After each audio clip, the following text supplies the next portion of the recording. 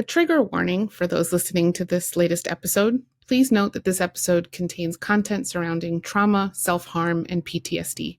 Please exercise self-care as you need.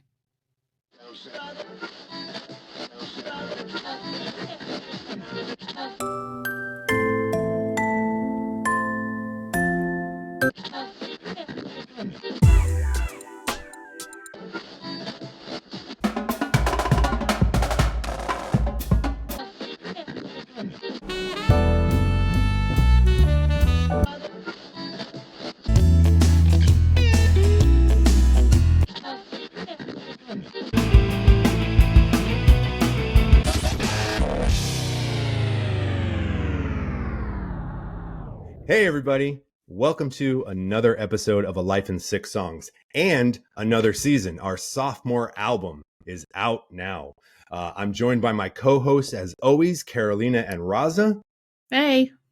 Hello. For those of you new to the podcast, each week we embark on an epic adventure to find the songs that are stuck to us like audible tattoos that tell the story of who we are and where we've been to help us figure out where we're going. It's a life story told through 6 songs. We approach our conversations with love, kindness, and curiosity to counter the prevalence of hate, anger, and judgment in the world. Our goal is that by you all listening to these stories, you can bring more love, kindness, and curiosity into your own lives. Let's go have a listen together. All right. Well, today's a little bit different in that it's somewhat of a special episode. Normally we, as the title of the podcast dictates, it's A Life in Six Songs, but this episode's a little different. This one will be highlighting a specific experience through music. Today's special episode will focus around our founder and host, David Reese's recent experience in traveling to Mexico for PTSD treatment, primarily through the experience of a psychedelic called Ibogaine. I think David has discussed it in the past in previous episodes, his PTSD diagnosis and kind of moving through that journey. For those of you who aren't familiar, David was diagnosed with PTSD post his military service in 2021. After that diagnosis, we embarked on what's been almost 3 years of all kinds of different treatments, medications, tools, therapies, which gratefully help move the needle and move him further along, but not quite enough to where I think David felt, good and healed. So I began to start looking for alternative treatments, stumbled onto a veteran community that was really advocating for psychedelics, and through that found a treatment clinic in Cancun, Mexico called Beōnd. This specific clinic uses the psychedelic Ibogaine to treat people struggling with depression, anxiety, PTSD, and also substance abuse. So today we'll be discussing the 6 songs that you, David, were listening to during your trip and during your treatment. Before we continue, though, I want to make sure to give a bit of a disclaimer. We want to make sure to note that none of what we share today, neither us or David, is considered medical advice. And everyone struggling with any of these diagnoses needs to do their own research and due diligence before embarking on a treatment journey. We are not doctors. No. None of this is medical advice. This is my experience. Exactly. So to kick us off, David, briefly, what role did music play during your time away at Beōnd and through the Ibogaine experience? Yeah. So, for anyone who's watched any of the first season of the podcast, right, music is a huge part of my life. That's why I started a music themed podcast. And so I always knew music was, huge for me, but doing this, kind of adventure, right? Going down to another country to have this treatment, I really learned how important music is to me and my overall well-being. Music is my, whatever you want to call it, my binky, my stuffed animal. It is the thing that when I get anxious or nervous, music is the thing that can bring me back to myself and bring me back down. And so it's really fitting that I get to tell this story in this format because I'm telling it through 6 songs, and the music was such a key part of my time there. Like, it helped me get through it, especially because, as we'll get in when we talk more about my experience down there, you're kind of, cut off from things, right? You're down there. You don't necessarily have TV, or I didn't want to watch the TV that maybe was in our room. And for a few days around your treatment, you have a digital detox, right? So they, will collect your stuff, lock it up. Everything's all safe. We'll talk more about that coming up too. So you can really focus on the treatment, because so often we hide from these emotions and feelings with distractions. And right, so you get those distractions taken away, but what I was still left with was music. And so it was a huge part of the journey. I love that you set it up in this way where you talk about how music just has this profound, like, psychological experience for you. It helps kind of kick off our first question here. Before we get into like the actual treatment, can you give us a sense of where you were at just before you went to Mexico, and what song do you associate with that time? Yeah, so a song I was listening to a lot in the weeks before I left was by the band Currents, a metalcore band, and the song is Kill the Ache. All right, let's have a listen.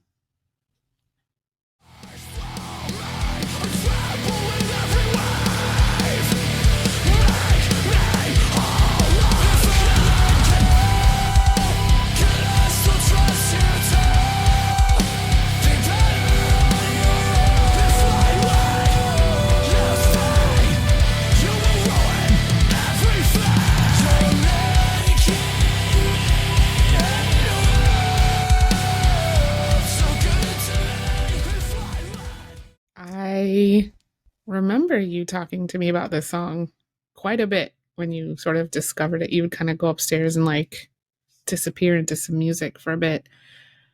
Why this song? Yeah, one, I liked the band Currents a lot, so I was listening to them a lot and stumbled on this song. And, I know we talked in our first season when we were going through our stuff. Roz and I talked about how a lot of times in the past, haven't paid as much attention to lyrics. I was much more focused on music.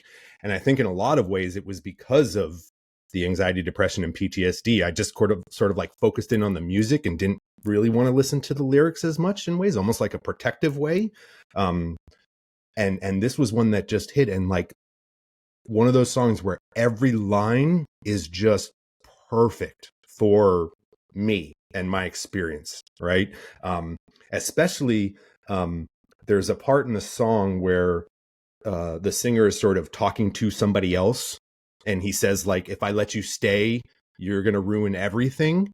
I don't know what their intention was behind that, but the way, when I heard it, how I took it was, this other person was my PTSD, right? And so in this way of like, you got to go, because if I let you stay, you're going to ruin everything, right? And it just hits like so perfectly. And then there's the next line with that is, you're making me hate a world that's so good to me, right? In the sense of like, the anxiety, depression, and PTSD wasn't because of the life I had. I love my life in that sense of like, I got, great partner, great kid, great friend, like all these things are good. And so, but like, I couldn't enjoy it.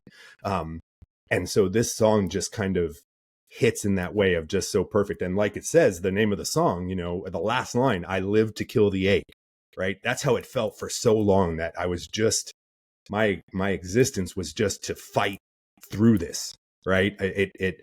People that knew me during this time, I was me, but it took so much effort to fight through all of the mental, pain, to let me come out. And so it was just like perfect in that way of just, I live to kill the ache. That's very much how it felt.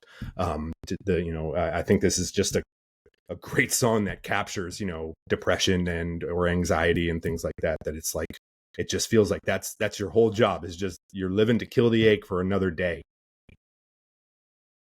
Hey Dave, was this playing before you decided to go down the path of the experience, and something sort of, did this song sort of initiate that sort of self-reflection and wanting to find a solution, or was this Yeah.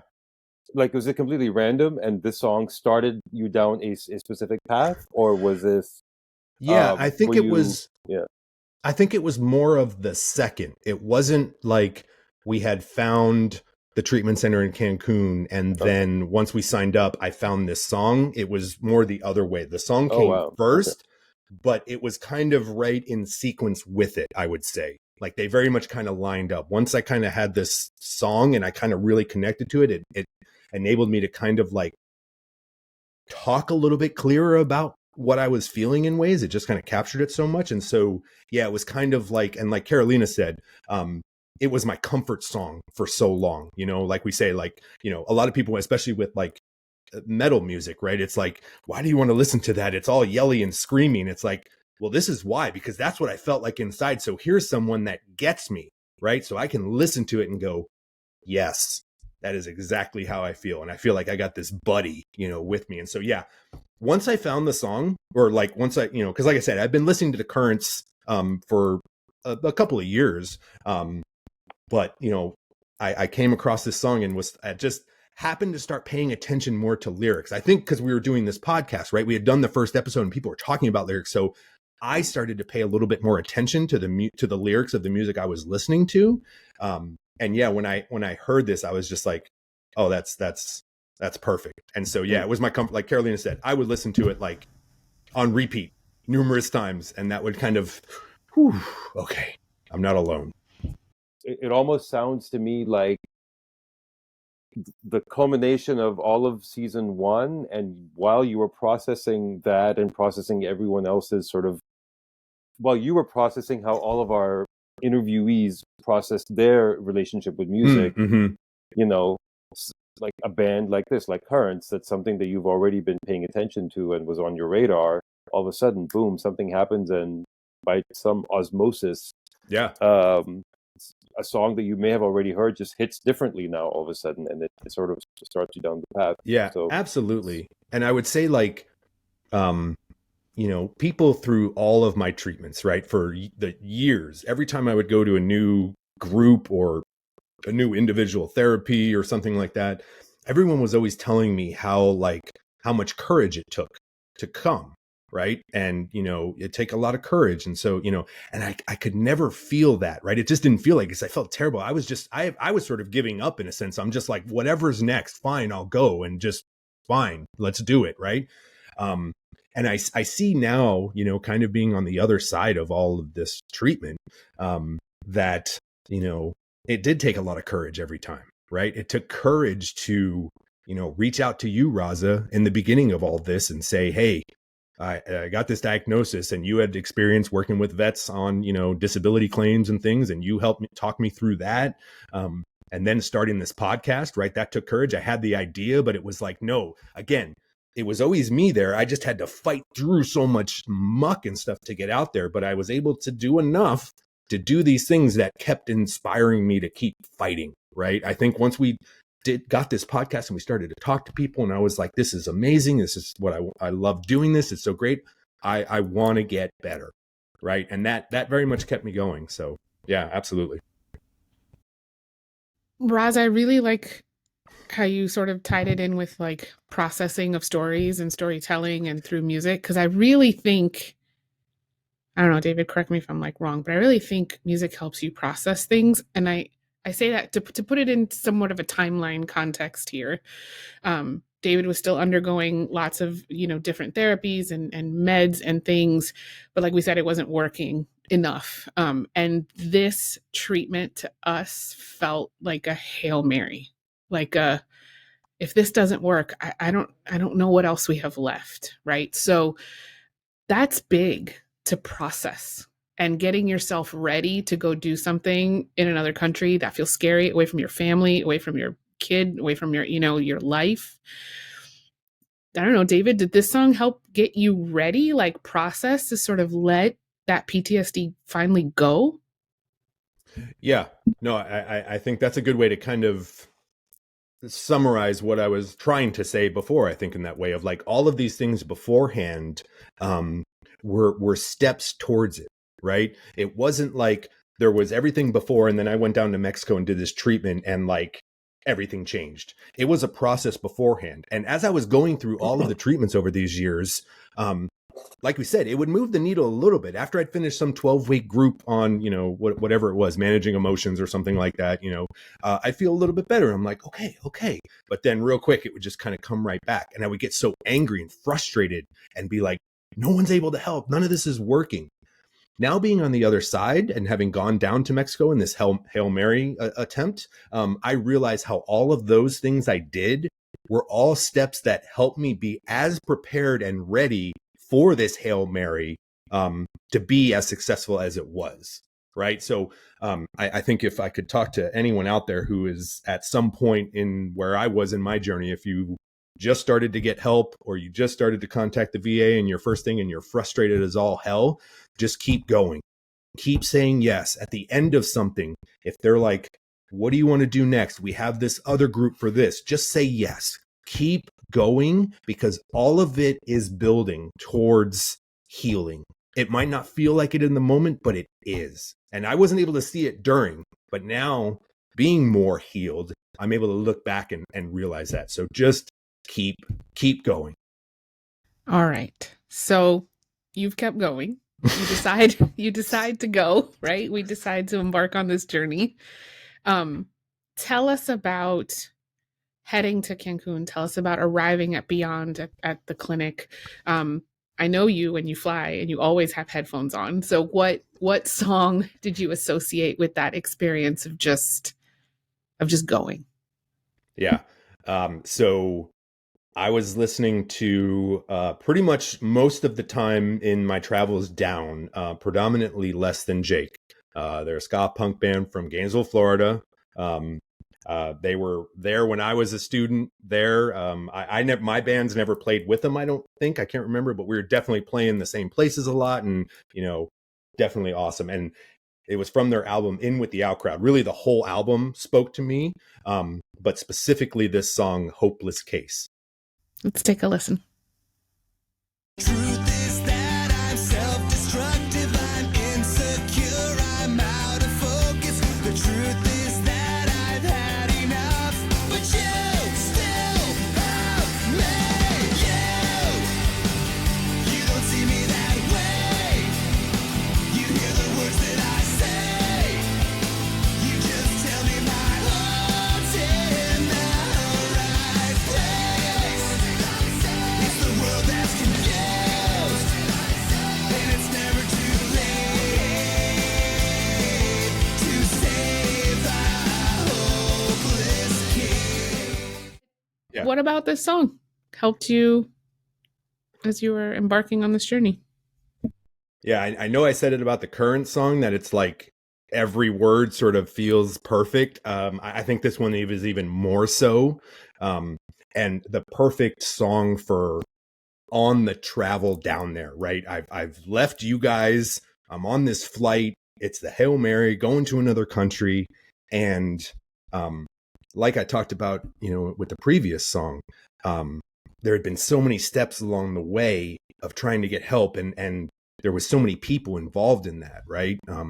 You, Carolina, of course, like the greatest support ever. Raza, you as well.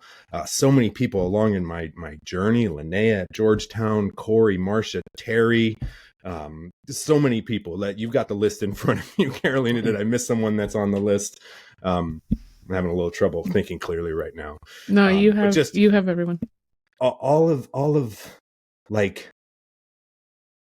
when I was just so deep in it all, it was so tough to see that. And I just love this song because, it's sung from this perspective of, I'm going through all of this. I'm a hopeless case, but you never saw me that way, and that's just like how it felt from everybody. And so it's just like, perfect. And so it was just like, I felt like I was making that transition again. Raza, like you talked about, like the podcast's first season, like all these steps started to kind of bring me up, and kind of, the flying down there and getting to this point where it's like, okay, I think we're going to something that's really going to help.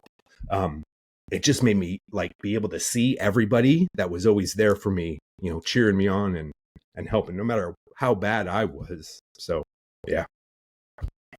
I think one of the things that we sort of wanted to let our audience and our guests know was that, we're going on this journey, but this really, I mean, you're sort of this is your this podcast is your baby. This is your idea. This is your, and it comes from a really simple premise of, you like talking to other people about music.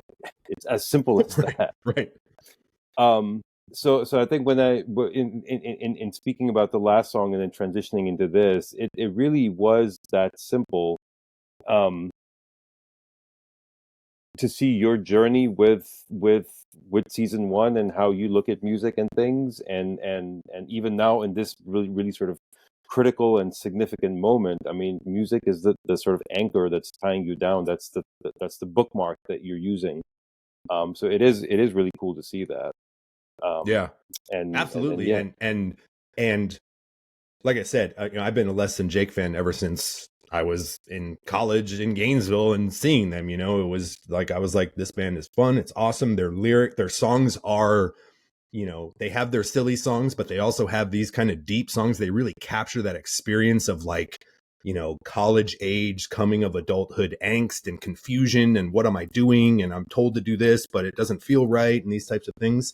And this was another case of like the song helping me to realize something, right? Because I kind of threw the Less Than Jake on, not because I'm like, this song is gonna, or this album is gonna help me process stuff. It was just like, I like Less Than Jake, right? So all of this, like a lot of these songs were kind of by chance that they kind of came up, right? In this journey over the 10 days or more that I was, gone and traveling there. And I remember being on the plane and playing this album, and this song came on, and it just like hit me of just like, oh my goodness, yes, that is exactly how I felt. I have felt like this hopeless case, yet all the people around me never treated me that way. And so it just helped me see that. And so, yeah, the music very much came in and sort of was like, we're going to help you figure this out, right? We're going to make some sense of this for you. And so, you're feeling this way as you arrive, right? You get picked up from the airport, you get taken to the clinic, and you're feeling kind of like a hopeless case here as you arrive. What was that a little bit like? And how did they take care of you and kind of put you at ease? It's scary. Yeah, very scary. Very I'll scary. note, like, we are not a family who was into psychedelics before, had ever done anything like that. So this was a leap of faith, right? Yeah, absolutely. Absolutely. And it, you kind of have those thoughts in your head of like, am I really doing this? Like, and it's, we'll get into this a little bit in the next songs when we talk about the actual treatment and the medicine itself and that experience. But, it's not like a little bit. We're not talking microdosing here. This is like, they call it the heroic dose. It's like there's, the microdosing, there's recreational dosing of psychedelics, then it's over here what we're doing, right? So it's intense. This is a big deal. And this song set me up so well to arrive because it just continued that. I was able to see all the support people had given me along the way. And then you arrive there and the staff at Beōnd couldn't have been better at making you feel welcome, safe. You could trust the whole place and everybody there. The second you walk in the door, right? They have a car that picks you up from the airport. You don't have to worry about getting there. They've got it all scheduled and stuff. You walk through the door and it's this converted like house, right? Think of, if you're from South Florida or something like that, concrete house, pretty big, pool in the back and stuff. You go through the front door and you're in the living room. They got all furniture around and all that. And they take you down and they sit you down on the couch right there, a nurse and another nurse, and they start doing your intake, right? Because you're there. And so they got to get you checked in, make sure all the stuff, make sure, everything you submitted is great. And it just felt so great because it wasn't like you walked in and they brought you to like a hospital room to do this, right? You were doing it in this living room of this home that felt just like a home. And they even have that. They had TVs around that would like have different information on there of activities of the day or whatever, but there'd also be like little sayings of theirs. And one of them was something like that of like, don't worry, you're home now or something like that. And it's totally how it felt. There's people that go down there for drug addictions. opioids and others. And so we knew this beforehand, but they said, we're going to go through your stuff because they have to, because there's people trying to detox and they can't have people walking around with drugs and stuff, and that could derail everybody. And I was doing in the intake room with the doctor, and the doctor was asking me questions, and the nurse was there, had my stuff on the table, going through it all. Super kind, super gentle with everything, super thorough. And oh my goodness, talk about a difference between my military experience. Because when they went through our stuff there, they just dumped it. And it was like the most, kind of humiliating thing, really. And then when they were done checking everything, nurse folded everything all back up, all my clothes and everything, and put it back in my suitcase and stuff. So everything, like, they have to do this, right? They've got to go through your stuff because they got to make sure there's no drugs or anything else that could be hazardous to you or anybody else going through treatment. But they could not have done it in a more kind way. And so, yeah, just the second I got there, I felt so at home, so trusting of everyone there. Everyone was kind and welcoming. It's a medical experience I've never experienced before anywhere else. And I'll say that was important to me. Like I mentioned, we are not familiar with psychedelics. My only frame of reference is like ayahuasca in the middle of the desert with like a shaman. And I was not cool with sending him to the middle of nowhere with some person. So as we vetted this clinic, the fact that there were doctors and nurses on staff 24/7, that he had an EKG while he was doing it, that he was like fully monitored by MDs, just put me at ease, because as the family of somebody who's going through this, when you don't hear from them for 6 or 7 days, it is rough. So to know he was in good hands was huge for me. Since we're doing this collectively, Carolina, can you maybe elaborate a little more about that? How was it for you and your household? At first, I was able to talk to him the first couple days. He was there before his treatment dose, and so I felt pretty cool about that. But then I knew at some point they were going to take his electronics, and he was going to be out of contact.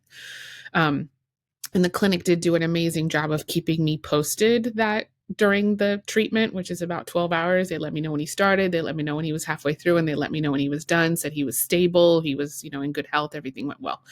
Great. And then it was like radio silence for like 7 days. And I have my own anxiety. And I'm a person who likes information. Like, that makes me feel safe. And so to not hear anything from him for those 7 days, I'm not going to lie, the kid and I were like a wreck. Like, every morning I would wake up and Bella would be like, anything? And I was like, nothing. And I knew he was in good hands. Like, I knew he was safe, but like, we all have a lot at stake in his recovery. And he's like the most important person in my life. So like, I just want to know he was okay, which I knew physically he was, but like, did it work? How are you feeling? Are you happy? Are you sad? Are you like, what? So, and I can imagine for lots of families who send their loved ones for treatment and don't hear from them for a while, like, it's a lot. Further reinforced my idea that, like, had I known him when he was in the military and he was just like gone on deployment for months, I would have not handled that well. I did not handle this well at all. There were a lot of tears. I was kind of a wreck. Yeah. And just, full disclosure, they had your digital detox is basically the day before your treatment, the day of the treatment dose, and the day after. And they, on that like end of that third day, or it might have been the next morning, which we'll get into how the treatment structure was in these next songs. A nurse came up to me and said, "Hey, your digital detox is over. Do you want your stuff back?" And I was in the middle of treatment, and I can tell you, for anyone who's hesitant about it, in the sense of like, I don't want people to take my electronics, it is essential to have that digital detox to do the work that you're doing. And there was still so much more work that I was doing that I was like I wanted to talk to Carolina and Bella more than anything in the world. But the thought of getting my phone back, and like, you can't just kind of open your phone and just kind of like go right to, all notifications would be there for 3 days, news, right? I was just like, I think if I open that phone, I'm going to like derail all the progress I made. And so the extended non-contact was more on my side. So anyone who's thinking of going, I would encourage you all, with friends and family, anyone that cares about you while you're down there, kind of talk through a little bit of the plan of what you think you might want to do. Because I think I could have probably grabbed the phone and just real easily tried to, get in my text and say, hey, I'm good. I'm giving my phone back because that's what's needed to do this and stuff. So yeah, but it was crucial. The digital detox is a crucial part of it.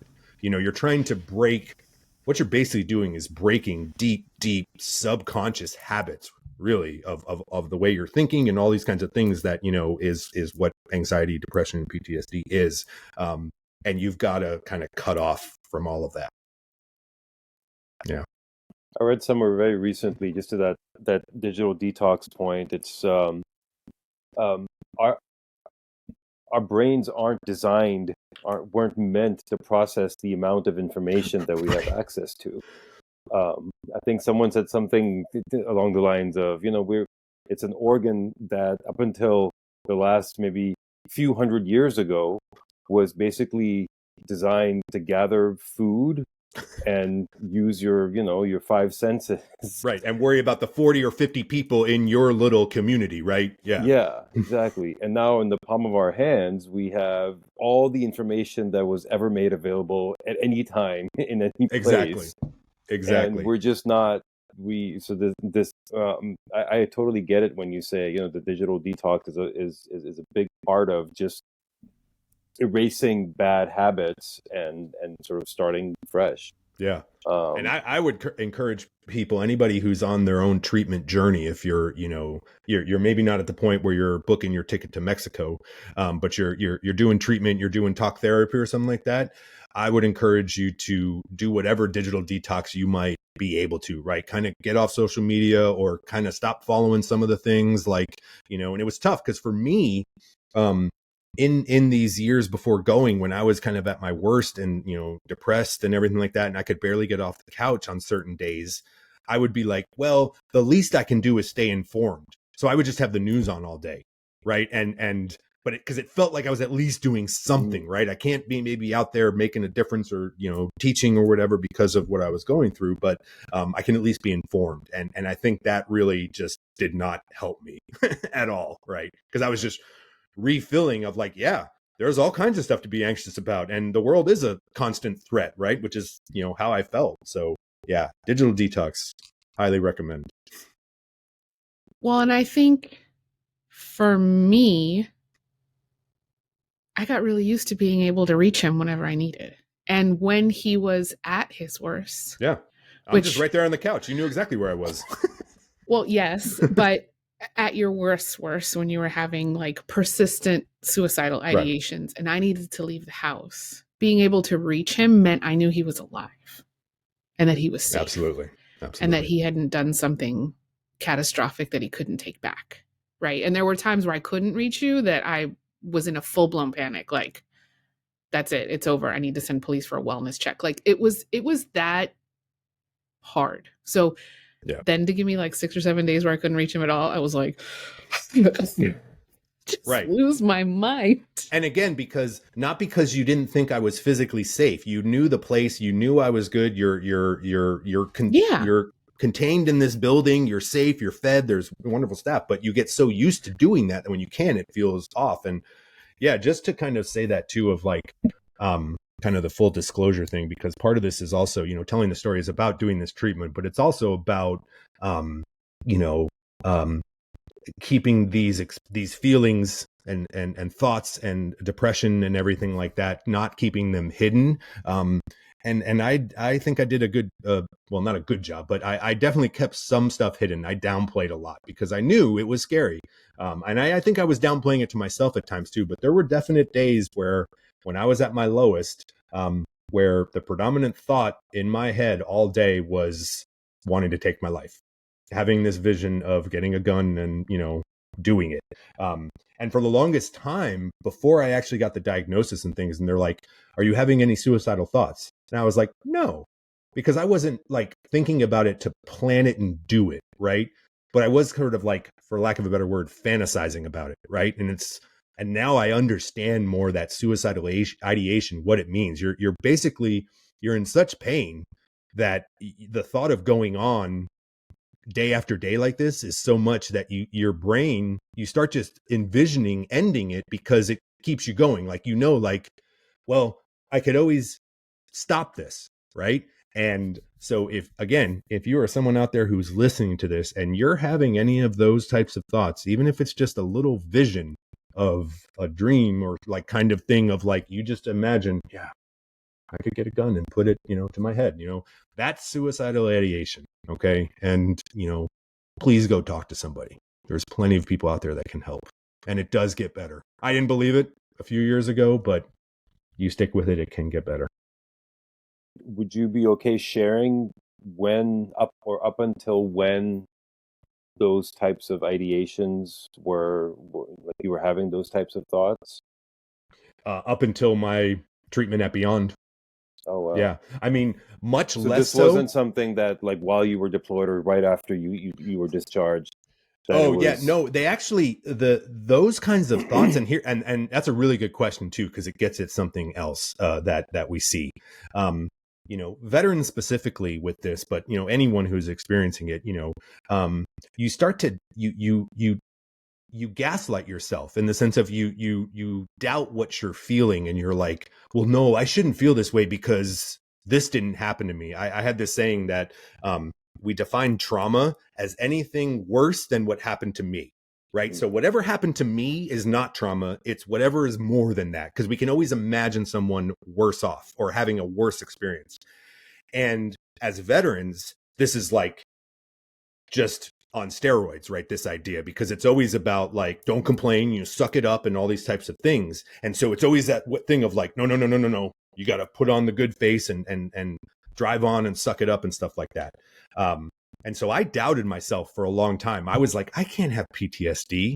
But then I was like, I was in combat. We were shot at. People lost, people on the other side. We took people's lives and all of those things. And so, but it's not even just about that, because a lot of it was from just the culture and stuff I saw. I saw what I took to be abuse of people, right? That I thought was not good leadership, but just straight up abuse.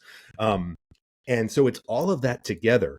And so one, it didn't start right after, the way trauma and PTSD works by additive, right? It's sort of, you have these experiences that put your body into this, trauma state or, shock the body in some way.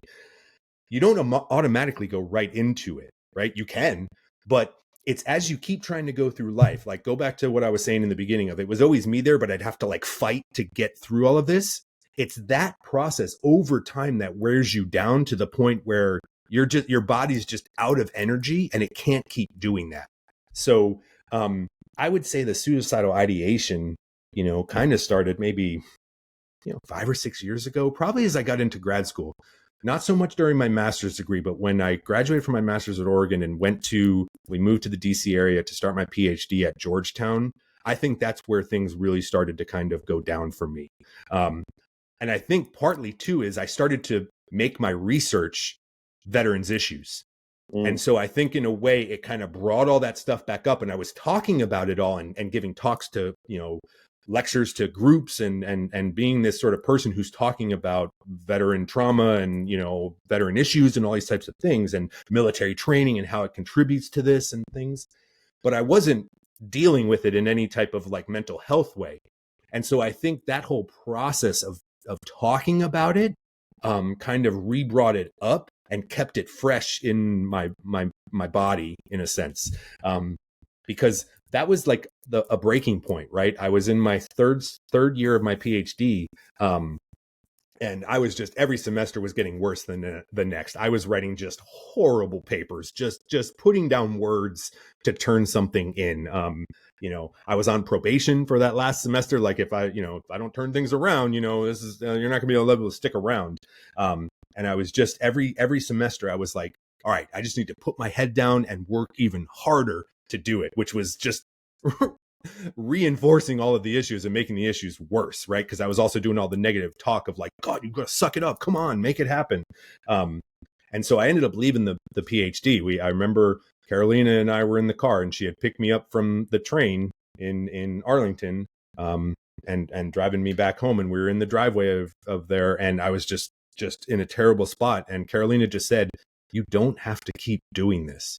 And I just broke down, and I said, "Yeah, I can't keep doing this." And so that was the first breakdown. And so I think that's what really kind of the intensity of the PhD, but specifically also the research I was doing and everything, and the time that kept going by of having to just keep trying to struggle through it all, just finally kind of caught up with me. So the thing I would say for everyone listening is, PTSD, whether it's military related or, childhood trauma or anything, it's not something that shows up necessarily right away. It's something that over time kind of keeps getting worse, and you can't seem to really get better. And this is why you see a lot of veterans finally present or get treatment or, have to get help. And it's, 15 years after their service, right? Or something like that, because it's all that added time.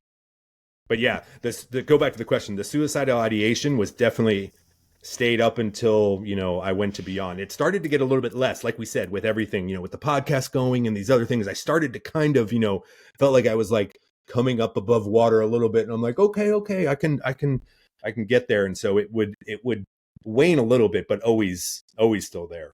And that was kind of the scary one of the scariest things. They always asked me in any therapy when I would bring it up, and they're like, there's this big distinction. It's like, okay, is it just ideation, or are you actually making plans? And I was always like, no, I'm not making any plans. I don't have the intention. I don't want to do it. In my rational mind talking to you right now, no, I don't want to do this. But yes, it is some days the dominant thought in my head. Yeah, I'm here with you, listening to this, and obviously I've known you personally in the last couple of years since we reconnected and things like that, yeah. and it's yeah, I think I'm gonna need some therapy after. It's true, and I think kind of going off that point, one thing I will say is like, I call it the Robin Williams scenario. I was thinking about him as you were explaining the last segment. Yep. But yeah, because I bet most people that know me would think I was the last person that was having these issues and these thoughts, but it's there. Yeah. Well, not. I know you better than I know Robin Williams, because Robin Williams I don't know at all, right? Of course. But I'd be lying if I said that I didn't think about how David, my friend David, who I've known since high school, right? How like I'd be lying if I said that I didn't think about how you were doing while you were doing, for example, the podcast. I think the podcast is probably the most consistent amount of time that we've worked on a project together, right? Yeah. And it was it is a heavy project. It's not something that I don't take it lightly, in the sense that I think as a project I want to do a good job, and like I take it seriously. But right. I think the subject matter can certainly get to be a lot for someone who themselves are going through a lot of the things that our guests are talking about.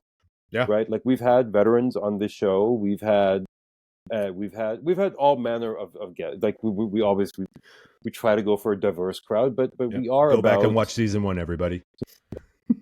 But one of our sort of not mantras, but one of our sort of recurring themes is veteran support and mental health support, and talking about those types of issues, again, under the context of music. But taking a step back, yeah, I'd be lying if I said that I didn't think about, like 2, 3, 4 interviews into it. Well, how is my boy doing? Yeah. How are you? I remember.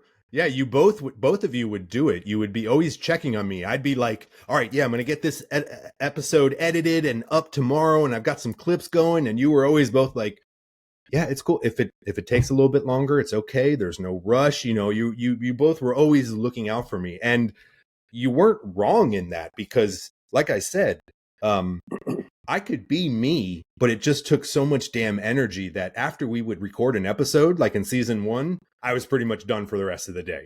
Like I was sleeping on the couch. I was done. Like that's it. That's all I had for that. And so, yeah, you were correct to be concerned, but it was always so great. And I appreciate both of you for this. One, for being part of this, because I was telling Carolina right before we were getting ready to set up here and record this one. I'm like, I'm so glad I didn't try and do this podcast by myself. One, it's just so much more fun with co-hosts and stuff like that. But I definitely needed the support. I don't think I would have been able to do it like without you all. Raza, you helping find guests and stuff, right? Reaching out to people was a very difficult thing for me to do. At my worst, I couldn't even answer my phone at my job, right? I'd have to let it go to voicemail, and then so I could know exactly what the person was calling for, because the unknown was just, a threat. And so I just appreciate you both so much for that, and getting this podcast off the ground, because it has been so great. Like you said, we're trying to talk about these stories. It's not therapy. We're not just like, tell us about your trauma, but we're talking about people's life stories through song. And so people are bringing up difficult, challenging times. And that was kind of the whole goal of like, all right, this can be like, the first step for people kind of sharing these types of stories and realizing like talking about things is good, even if it's scary. Yeah. But I guess I would just say that if at any point it stops being good, it's okay to call timeout, right? Of course. And that goes for anything that anyone else might be going through. Yeah. Like, please don't keep doing shit that's going to hurt you. That's not the point of this. And that's a good way to describe it too, because where a lot of the pain comes from is trying to continue on in the world as if everything's okay. Right. We talk about kind of putting the mask on, right? You got to put that mask on to get through whatever you need to do. So, you make it through whatever you have to do, whether it's parenting, work, friend, just whatever, driving on the road. Right. I don't want to like flip out and, run someone off the road. Right. So you got to be like, okay, I got to pull it together to be able to get through these things. And yeah, that wears on you. So. And I'll say, people who are going through this sometimes are really good at like putting on the brave face. They have like their moments, and the people closest to them see, the day after day. But even then, like, it can be really hard to know how bad something might be. I live with David every single day. We both work from home. Like, we were together every day. And I wasn't aware of how bad it had gotten, right? So we went to the VA and they asked, have you had suicidal ideations? And he was like, yes, which I knew. But then they were like, how frequently? And then he says, every day. And I was like, wait a minute, every day? Like, that floored me. Because I thought it was a once in a while, maybe on a really bad day, maybe, I didn't realize this was something persistent every single day. That kind of goes to the question that I was asking, ahead of this, that kind of led to this discussion, which is, I was trying to, from my frame of mind, figure out, okay, I've known this dude, when I was 16. I remember seeing him at UF in his 20s, and then we got back in touch in our like 30s and 40s. We were in our 40s now, and we've been on this like podcast journey. So I was trying to, in my mind, make a chronology of, okay, I know when you were deployed, I know where you are now. When was the last time? And yeah, Carolina, like you just said, every day up until this treatment, and my jaw was on the floor as well, thinking, wow, we were doing all that podcast stuff, and you're probably processing other people's stuff, and then having these ideations and thoughts yourself, and I'm just, what are we doing here? So yeah, right, yeah, and that can feel really hard. I've had conversations with other friends who are caregivers to spouses. It can feel really hard, the like long-termedness of this. Like, people might know, but then like months go by and they're like, how are they doing? And you're like, same. And they're like, same still, or, but your spouse or whatever wasn't ever in combat. They had a non-combat role in the military. Like, what, just all of this sort of like misconceived notions about what trauma looks like, or how it plays out, or how persistent it is in your everyday life. There's a lot people don't know because they don't talk about it. Exactly. Yeah. It's that saying I love. It's, you see it on t-shirts or whatever, and it says, be kind to everyone you meet because everyone's fighting a battle you know nothing about. And holy shit, that's the truest statement I think ever. So, if you're doing all right and you're out there and someone cuts you off or someone is a little short with you in the grocery line or whatever, be kind to that person because they probably, they're probably fighting something and they just don't have the energy to kind of keep it together anymore. And that's how it kind of showed up. So be kind. All right. Let's get to the good stuff. Let's get to the meat of it, to the meat of it all, which is your main dosage of Ibogaine. It's like I mentioned, a 12-hour, somewhat medically supervised experience that they call your flood dose because it's the highest dosage of the drug that you will get during your stay. Without just saying like, what was that like? But keeping it to music, because I think you process things through music. What song do you associate with your flood dose during your Ibogaine experience? Yeah, so this song, it was a band I knew about, but really connected with while I was gone. I had I had my phone for a little bit, so I was able to do that. But I also had a TV in my room, and they had like all of the stuff, Netflix and YouTube and stuff. So I was just kind of watching YouTube and pulling up music and different things. And I came across this, and it just floored me. And I watched it probably like 10 times a night. I would just watch it on repeat. And so this was, if I had to pick one song for like my time there, this would be it because it was just throughout so much. And it is Jinjer, Pisces. Let's take a listen. Rosa's like, what? Let's take a listen. I drew a different reality with unconditional loyalty. Ego hardly can be picked 'cause I'm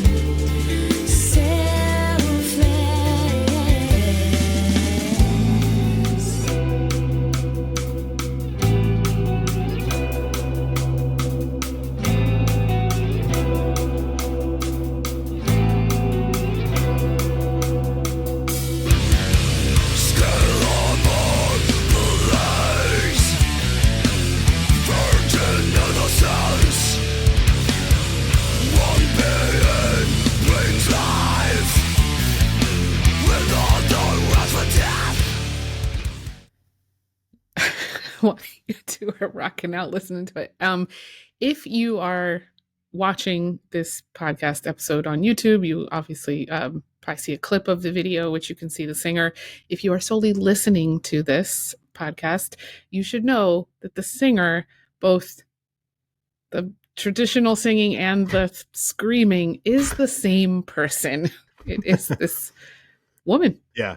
Doing both parts. And which melts my brain every time. This video, it's not just the music video for the song. The song originally came out on like a 2016 album or something like that. They re-recorded this. So this is live recording. They've added some other stuff afterwards in post-production or whatever. But this is like, they redid it in 2019 and this version is just like amazing. It's got something like 90 million views on YouTube because it's just like, there's a joke on there that says like, this is the video all metalheads are showing their non-metalhead friends to be like, check this out, you gotta see this. So yeah, where to start? You know their backstory, right? I mean, I know, like, and this is how I kind of found out about them because they're Ukrainian. Okay. So they've been around for, since like 2009, I think, or something like that. Like most bands, right? They're toiling in the empty clubs and stuff until they get noticed. So they've been bigger for a while. But when the Russian invasion kicked off, they started popping up everywhere because they were talking about it because they're from the eastern part of Ukraine. So the part that's like invaded and things. And so, yeah, I don't know if you got more to, you were going to add to it. That was it. I heard about them from some other friends, and yeah, I'm just going to put it out into the universe. I mean, I would love, I think her name is Tatiana. Yeah, Tatiana, and the bass player is Eugene. They're the ones that I've seen do most of the interviews. Yes. Yeah, Yes, if you want to come on, we would love to have you. Yes. 100%. We would love to hear your six song story. They've got some killer stories and stuff just from the interviews that I've seen. The skills, I mean, one of the Eugene's one of his biggest influences, I remember in one of the other videos, was Ryan. I think it's Ryan Martini from Mudvayne, and they've got the same sort of bass tapping style, Right, which the tapping. I love. Yeah. So we And, don't want to and get this too song nerdy. has like this song has all kinds of cool time signatures in it that change, but like they're not so abrupt to where you're like, if you don't know about time signatures or whatever, you're like, what the hell is going on? Yeah. It's just, I mean, it's just, to me, it's like a masterpiece. And not just the song, but this performance. And this is what specifically drew me to this video when I came across it. Like I said, I'd been listening to Jinjer just through like, you know, audio. But when I was down there and I was just poking around YouTube and watching other metal stuff and whatever reaction videos, right? This comes up in like anyone who's ever done a reaction video to something has done it to this, because it's just everyone's face gets melted. Caroline, like you said, it's like, that's the same person. So yeah. So I'll talk a little bit more about the song and how it was with my healing, but I'll relate it to why I chose this song to talk about my actual treatment dose, that main dose, because she's playing these two parts in this song, right? We've got the sort of more, I don't know the technical term, I'm not a singer, but the clean vocals, right? Which is beautiful and calm and melodic. And then we've got the growl and this just demonic sound. And that's a perfect example for what my 12-hour main treatment was like. So to go into a little bit, set the stage and kind of tell you what that experience was like. So at Beōnd, most people do this. They call it the flood dose because it's, like I said, it's that heroic dose, that high level dose, which gets you all these psychological benefits and addiction benefits. They normally do them during the day. So you normally start at like 7 a.m. and then you're done by like 7 p.m. They do that because logistically it's a lot easier to have the medical team and staff all there during the day, right? But when I was there was just a number of us that were kind of lined up such that we're getting our flood doses those same days, because a lot of the people that come in with addictions, their timeline is a little bit flexible because those first few days they have to detox and be clean to start the treatment. And so it can, and so we just had a number of people lined up that were supposed to go on this one day. And there's only 3 treatment beds in the room to do it. So they can do maximum 3 at a time. And so the CEO was there, he's very involved at the site and stuff. And he talked to me and another person and asked if we would be interested in doing a night treatment, right? So starting at 6 at night through 6 a.m. And he, talked me all through it, told me about it. He's like, no pressure. You can do what you want. I am not going to force you. But he did bring up and said, hey, there's cool aspects to doing it at night. He said he was almost like, I would do a lot of them at night if I could, but just logistically we can't. And so I was like, no, that's cool. And we sort of talked and he heard more about my story and things. And I said how so much of the trauma I experienced happened at night. Or one of my big symptoms was I was having terrible, terrible night terrors where I was waking up, throwing up and stuff. I was in full panic mode. And so like it got to the point where I didn't even want to go to sleep because I didn't know what was going to happen. And so he and I together kind of came up with this slogan of reclaim the night. That was my kind of tagline. So yeah, we're going to do the treatment at night because we're going to reclaim the night for you. And so we did a fire ceremony because the traditional way, this medicine comes from a plant in Western Africa, in Gabon, the Iboga plant.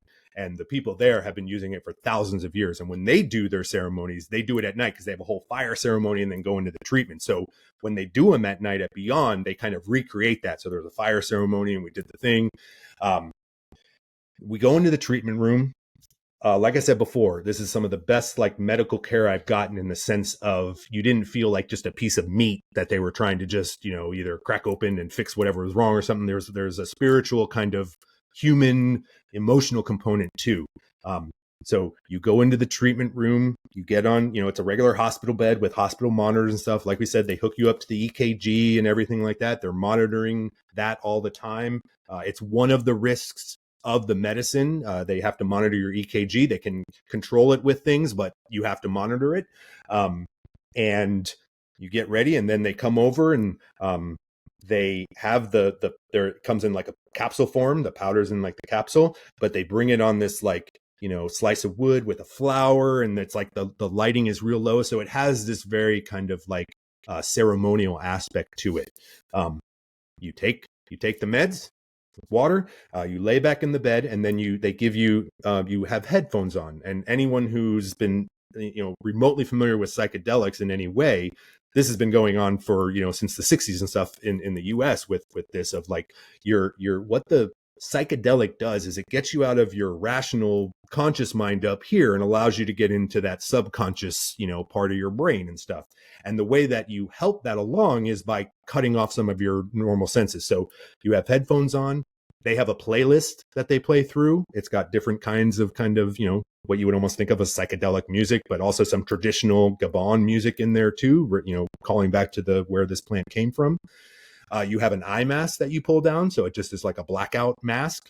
And so, yeah, you lay back in the bed. You're in the hospital bed. Takes about 45 minutes or so for the medicine to start to take effect. And the first thing you feel is you feel it go through your body. You feel like warm, and then you start feeling it go into your bloodstream. And it was wild because it felt like little worker bees kind of going through my body, like they're going around, and I'm like, oh my God, they're going in there and stuff. Then the sort of psychedelic trip, I guess is what you would call it, is in two phases. This medicine works in two phases. The first phase they call the visualization stage, which is more just where you're sort of going to see visions and things are going to come up for you, and you're kind of just along for the ride. You're just going to watch. Once that lasts about 2 to 3 hours. Once that ends, you transition into the second phase, which is much more of a dialogue where you can sort of have the visions from your subconscious, but you can kind of engage with them in ways and kind of like work through them. The first part, I call it like kind of the dark forest. I liken it to where, Tatiana gets that growl part, because that's kind of the intense part where the medicine is going to go in and go to those dark places that you've been avoiding, right? When that's really how this medicine works. Our conscious mind can only do so much, because when I used to say this in therapy, I'd say, I'm not lying, but I feel like I'm not getting to what's really there, because you're thinking of all these things of what story should I tell? What's this? This kind of removes that and just gets down to what's going on underneath. I'll say a person who was doing it with me, my Ibogaine buddy, as we called it afterwards, his vision, a vision he had during this time, was he saw this vision of kind of this like creature coming in. Think of like Ghost of Christmas Future, kind of just dark, like, looking like, death or something like that. And he was like, oh shit, I'm like, this person's going to harm me. This creature walks up and he's having this vision, reaches into his chest and pulls out this just black blob and walks out of the room. And so it was this kind of like what this first phase is like, is the medicine's just going in and it's just kind of ripping out whatever bad shit is in there. For me, I didn't really have a lot of visions. Mine just felt kind of like an exorcism. The medicine does make you nauseous, and so I did have some vomiting and things, and I had some visions of just kind of like, it almost felt like combat where there were people lurking everywhere and things, but I wasn't really seeing a lot of visions. It was just kind of this like I said, exorcism, these 2 or 3 hours. Now, for anyone that's listening, you're probably saying to yourself, that sounds awful. There's no way I'm doing that.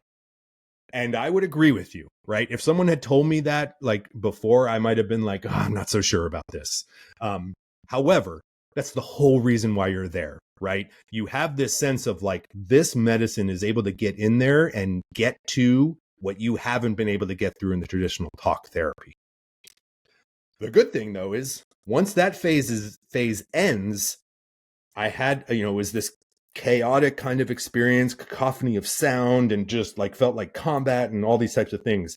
But all of a sudden it just ended, and it went from that, this sort of exorcism feel, to like I was floating on the most calm, serene lake in the most beautiful place you could imagine. And it was just this, this sort of freedom. And what was funny about this for me is the first vision I had then was of my dog Veers sitting on my chest, looking at me with her kind of goofy little face she has, and just kind of like looking at me like, hey, Dada, hey, everything's going to be all right. And it was like 10 or 15 seconds, and then she was gone. And it was sort of like, okay, everything's going to be all right. And then for the next 4 to 6 hours, you have this experience of having different visions. I'm going to stop there so I don't go too far and let a few questions. Then I can tell you more about what that second phase was like for me. I'll point out, just as you're describing this, from what I understand and from what you've shared, but just thinking about people who haven't experienced this, like, you're not immersed back in this experience. You're able to remove your eye mask and kind of see the room. You're not in like some crazy reliving of trauma that you can't escape from. Absolutely You're correct. fully sort of present and cognizant of your surroundings. The medical team is there to support you. You can hear them, you can see them, you can, those kinds of things. You're fully, like, for lack of a better word, conscious, right? Because it's not a drug, it's not a medicine that takes that away from you. So you can be in control. Like, and also too, full disclosure, not everybody's first part was like mine. Some people just kind of had visions, and they might have been kind of like intense in ways and stuff, but it wasn't as kind of combat like as mine was. But yeah, you're in full control in the sense of, as you're going through this experience, the more you cut off your senses, the more you're immersed in the visions. But at any time you can pull the eye mask up and you're see the room. You can move around. I remember I had a journal with me, and I turned around and grabbed the journal, and I was able to write and take notes and stuff like that. You're in full control in that way. You can control how deep you want to take it.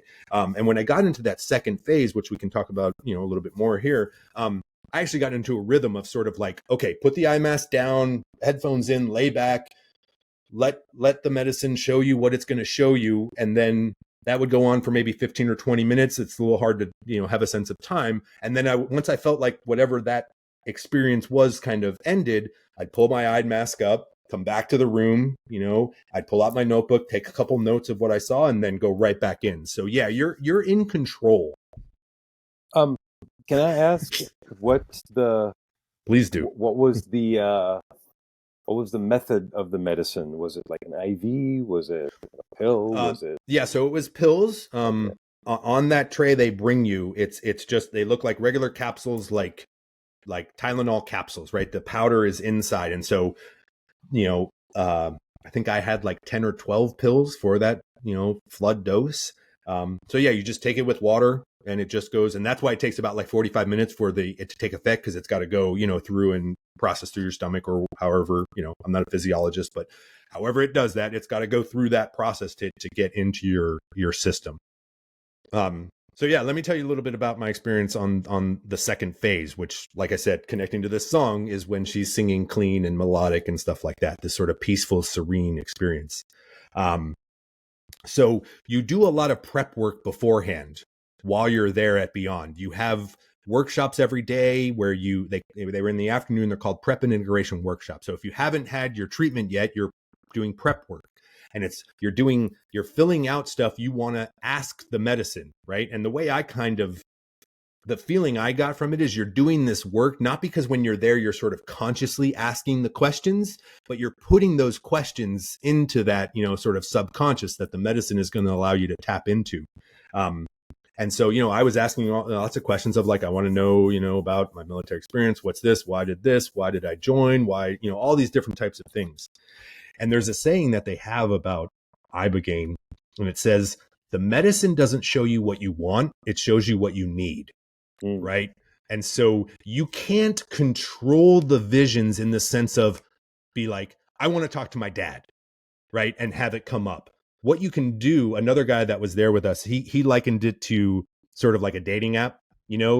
Dating apps, a person pops up and you can either decide to swipe left or swipe right. You can either decide to lean into the vision or say, no, I don't want it, I want a different one. It's like flipping through the channels on cable. It's not on demand. You can't pull up whatever. All you can do is flip through and lean into what you want. And so my first vision, actually, after like the vision of my dog and stuff like that, the first vision that came up is I had a vision of my dad and I when I was like 10 years old. And it was back, music connection, of course. I had been banging away on, tennis rackets and garbage cans and stuff in my room, playing along to songs and stuff. And I had said, can we get a drum set? And my parents were like, yeah, we can do that. I don't remember the exact conversation, but we got to the point where it's like, yeah, let's go to the music store. And we were in there and we saw this, entry level 5-piece drum set. And we said, okay, yeah, that looks like the one. And so my dad's like, okay, we'll get it. I said, all right, now we just need to get the cymbals, right? Because it was a 5-piece, kick drum, 2 mounted toms, floor tom, snare drum, and the cymbal stands and the hi-hat stand. But the cymbals were separate. You had to get them separate. And I remember my dad saying, and this is the vision I was watching, again, like Carolina said before, you're not reliving these experiences. You're watching them from like a third person perspective. You're seeing it happen. I'm watching myself and my dad kind of have this interaction. Like you're watching a movie. I think you like watching a movie. Yep. And when I said we just need to get the cymbals, he was like, "Oh, we'll do that next time."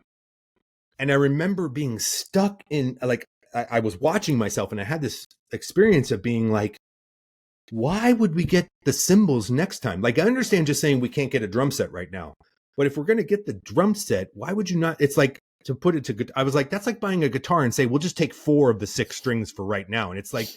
No, that's the instrument works by having the pieces. And I remember that experience. Like, it wasn't like I had no recollection of that in my conscious mind or whatever, but the medicine was kind of showing me this. And the experience I had was, my dad suffered from depression, from, and alcoholism for most of my life that I can remember, that it just progressively got worse.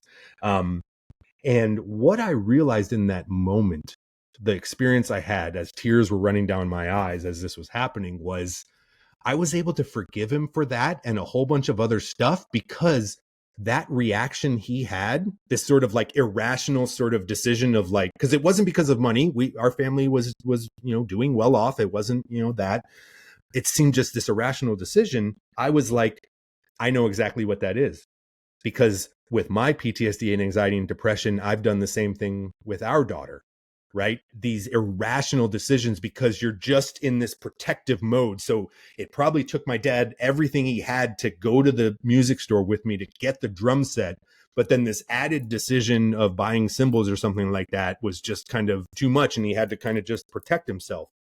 And so I was able to like forgive him for anything he did or didn't do, not from a rational point of like, I know I should forgive him because, humans aren't perfect, but because I connected with him. I was able to see myself in him and him in me. And so this lasted for about 20 minutes and it was just the most beautiful kind of thing. And I was able to just deal with all of it right there in a way that in conscious therapy, I never talked about my dad in therapy at all, because I was having like these combat nightmares, and the VA was always very focused on, okay, so what moments did you experience combat? And they want to get it down to this one experience of like, here's where the bad shit happened. So let's talk about that. And what I've learned from this journey is that that's not really how trauma works, right? You carry everything from before into those environments, right? So yeah, it was just this beautiful moment. And what was really crazy, I had a lot more visions after that, but this was kind of the waterfall moment because, it made me kind of see other things too, where I was, trying to be who I was. I was a kid who was, philosophical and stuff very young. I was questioning Santa Claus at 5 and then questioning God at like 6 years old. And I think my parents really didn't know what to do with me, right? It was sort of like, let's just enjoy the holiday and stuff. And so I felt pressure, not just by my family, but by, society in ways to like be a certain way. And like, I can't just be a philosopher. I can't be a musician. I've got to get like the real job and do these real things. I always had ideas if I wanted to like have a mohawk and do, like express myself, and always felt constrained. And so I had this experience where, I could see how many decisions I made were affected by that. And so what really happened, how this helped me deal with all the military stuff, was I realized that I joined the military not for myself. but to seek approval from all these other people. Like if I go and do this honorable thing and serve my country and fight right after 9/11, everyone will kind of just respect me, and then I can go do whatever the hell I want. And no one can say anything, right? I remember saying it a lot. I was like, I don't want to serve. I want to have served, in the sense of like, I just want it in my background. So it's kind of like the, what do they call it? The deflector shield, like in Star Wars, this like thing that no one can touch me, right? I can do whatever I want. And so once I reconciled a whole bunch of things before joining the military, and I realized that I went in for these sort of not my own reasons, I was able to forgive myself and the shame and guilt I had from all the things that I did in the military or witnessed or whatnot. They were able to kind of like almost just kind of wash away in a sense, because I didn't have to reconcile it anymore, because I realized it wasn't just purely me doing it. So I was able to forgive myself in these ways too. Again, blew my mind. I still am in disbelief how the medicine was able to work and kind of show you these things and have these experiences. So it almost sounds like what you were trying to reconcile has been reconciled. Yeah. Yeah. I mean, it's not a magic bullet. They are very careful to say the medicine is not magic. It's not a cure. It is healing.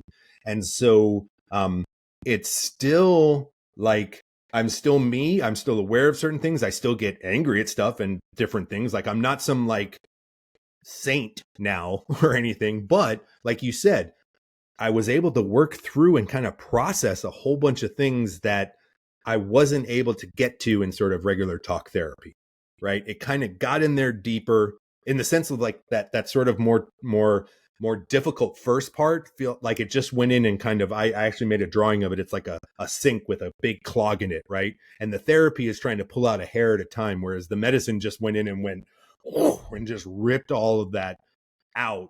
And then that enabled me to be in a place in that second half to kind of have these conversations, watch these things happen, and process them at a deeper level than I was able to before.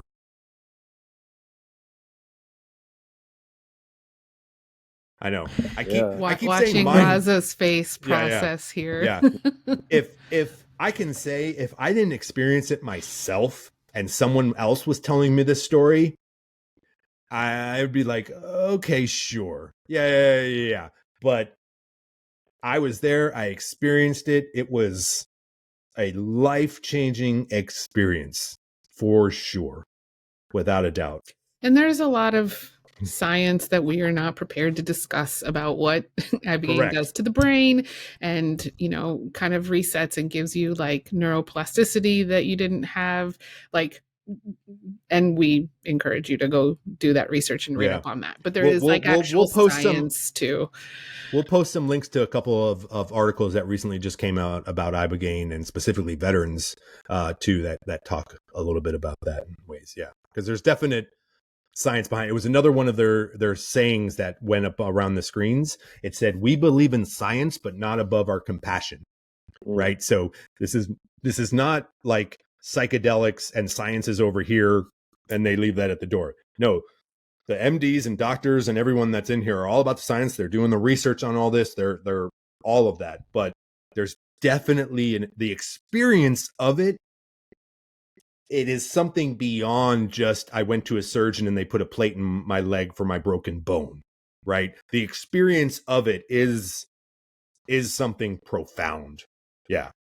And there is, to the point of the science, there's been a ton of studies. Primarily, this drug was used to treat addiction, but they've noticed that it's also really, really beneficial to folks suffering from anxiety, PTSD, depression, and I even think OCD. So like there is, it's just the United States stuff around psychedelics being illegal just has sort of screeched that forward progress in studies to a halt. But around the world, in all the other countries where it's legal, there's a ton of studies being done and research happening. Yeah. And there's a big push right now. There's things that are happening that are bringing this back up. And so, part of doing this episode is also to share my story for anyone else that might benefit from this so they can know about it. But it's also to get the word out there so policies and things can hopefully start to change here. It's kind of the remnant of the 60s and the, anti-war movement and counterculture that, the U.S. government kind of cracked down on these, and it's been taking time to get back into the research, but it's starting to happen. So none of us are scientists, right? And so yes, I don't think we can, any of us, I certainly won't approach the science angle. I think just at a very sort of high level, I'll say that since you've been back and since we've been, communicating and we talked about podcast and doing this show, I'll just say that you sound like this. You sound like the David Reese that I know. You don't sound any different. You sound like the same guy, right? You don't sound like you had this amazing experience and now you've turned into like Buddha or something. It's the same person, maybe more clear-headed, and more clear on the vision that you want to see, as far as this podcast, as far as some of the goals outside of this in your life that you've talked about, and things like that. So it sounds like my dude Dave.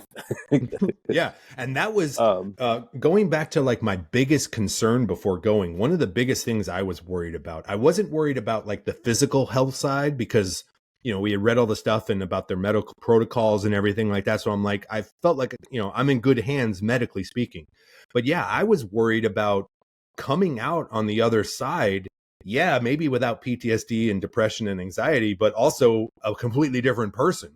Right? I was like, am I going to come out and just have different values and different things? And the way I described it, I think in my first text I sent to Carolina, when I got, back with my phone was, it's still me, but it's all of me and it's only me. So that whole talk of I'm got to fight through all of these things to have me get out, the muck is just gone. And so it's just a lot easier to be me, but I'm still me.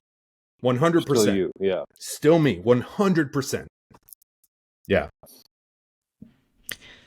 So the drug, from what I understand, like physically sort of acts a bit as a stimulant. So in the days after your flood dose, you got kind of what they call the Ibogaine glow. You sort of feel just really amazing. And then you have what's called like a gray day where you're just kind of on this ride, right? Of ups and downs as you kind of come off that flood dose. But you're back in your room and you're able to listen to music and that kind of stuff. So what song do you kind of connect with those immediate days after? Yeah. And so, no surprise, it's a song by Rush. And it is a song off their last, studio release, Clockwork Angels. And it's a song called The Garden. Let's take a listen. A future disappears into memory with only a moment between. Forever dwells in that moment. Hope is what remains to be seen. Forever dwells in that moment. Hope is what remains to be seen.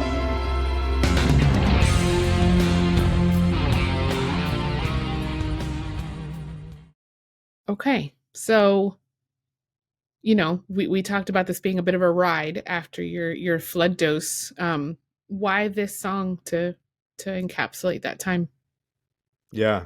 So, interesting. This song was not one of my more favorite Rush songs from the past. I think it's a good song in the past and stuff, but Geddy, Alex, and Neil, they describe this song as the pinnacle of their musical career in ways. Like, this is the song that they finally like put it all together and nailed it, kind of thing. They're like the most proud of this song.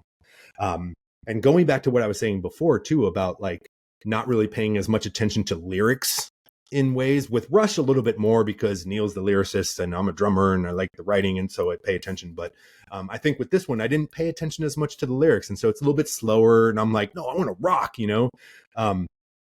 But when I listened to it after, like, I was back in my room, you know, after the dose we just talked about and things, and I played it.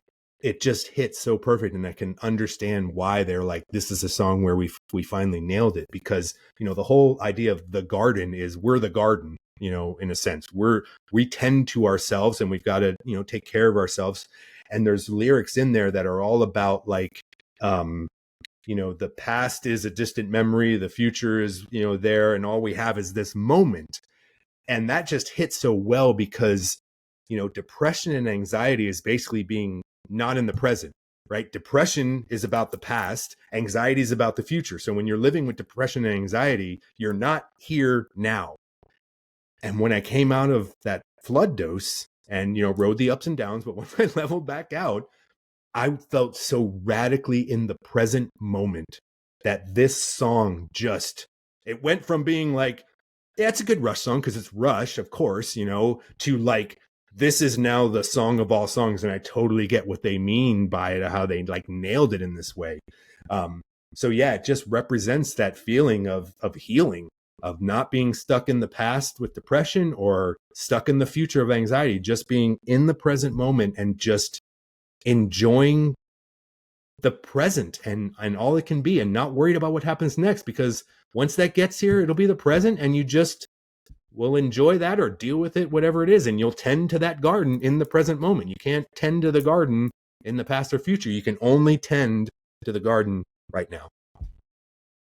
And I think that's super helpful, because to the extent that this is not a magic bullet, this treatment, this is not just cure you and make you just happy go lucky in the present for life. Like, you're going to have your ups and downs. You're going to have good and bad times.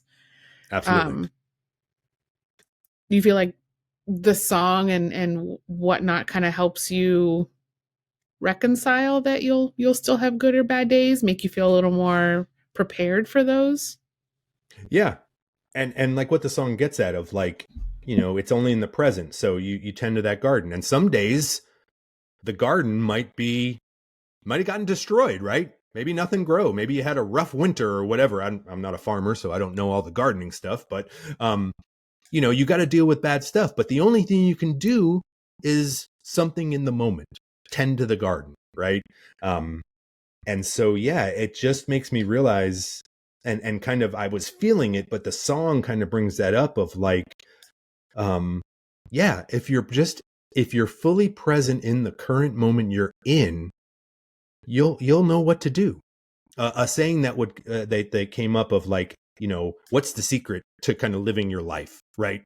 How do you live a good life? This is not Rush. This is folks at Beōnd, because while they have a medical team of like doctors and nurses and all that, they also have a team of coaches and sort of guides and stuff that are there, kind of like, we would think of it as like a therapist, right? They're there to talk you through all this, because you have these like kind of just eye-opening moments, and then you're just come out and you're kind of raw. And so they help integrate all of it. That's why those afternoon meetings every day were called prep and integration. If you haven't done the treatment, it's prep. And once you've done the treatment, it's about integration. You're kind of putting the pieces back together, because it's kind of like, my God, this is the first time I've been able to kind of feel all my feelings and see all myself at once. And you're kind of like, what do I do? It's like overwhelming. I made the example of like, it's like I left and I had a 1986 beat up Toyota Tercel in the garage. And now I got home and there's a Ferrari in the garage. I still know how to drive, but it's going to take some getting used to, because, you know, it's got a lot of power and stuff. So I might spin the tires a little bit, spin out. Hopefully I don't smash into a tree, but, you know, like you gotta relearn how to live without all of that muck. And so a phrase, when it was sort of like, hey, how do we go forward? It was a phrase I just love. And it was just two simple things: be yourself and tell the truth. Right? Got a nice thumbs up there on the app. Be yourself, right? And when you're mired in depression and anxiety and stuff, it's really hard to be yourself, because you're worrying about what everyone's going to think, and you're trying to prevent things from happening. So just be yourself and then tell the truth. Be honest. And that's all you can do. You can't control how other people are going to react to it and all these types of things. And I think this song gets at some of those things about just being in the present moment. You can't control the future. You can't rewrite the past. All you have is that present moment.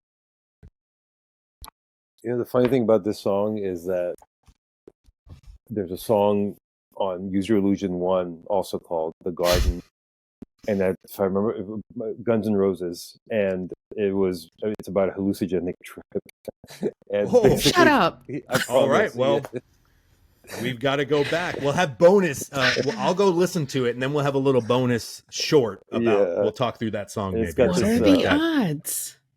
It's Axl Rose's voice, and then Alice Cooper does this guest nice. vocals in there, and it's about basically Axl tripping and going through the garden, which is the garden of his mind, and things about I don't know. Just imagine stuff. Yeah, A lot of stuff. A lot of stuff. and yeah, That's awesome. But it's the garden. Oh wow, that's cool. But yeah, I don't have much to add there. I think Rush. I'm glad it was a Rush song that triggered this emotional state and this emotional result coming out of this trip. Yeah, but it's cool in a way. Like if it if it was Tom Sawyer or something, I'd be like, okay, well, all right. But the fact that it was a new Rush song and something that I don't know, it almost seems like a new chapter in a way. It's like the old familiar, but yet something completely different and something that they enjoyed and they selected as their pinnacle. Right. And so it's like a reconnection with Rush in a way, because it's like, oh my God, their song that they're kind of one of the ones most proud of, I now have this intimate connection with because of this experience. So yeah, it's just I think it's why subconsciously I put on the Rush shirt. Like I just I've got a whole number of black shirts, Rush, Tool, all kinds of other stuff, and I just grabbed the Rush one, and I think it's fitting because it really kind of brings it all together, which is another example how of I'm still me.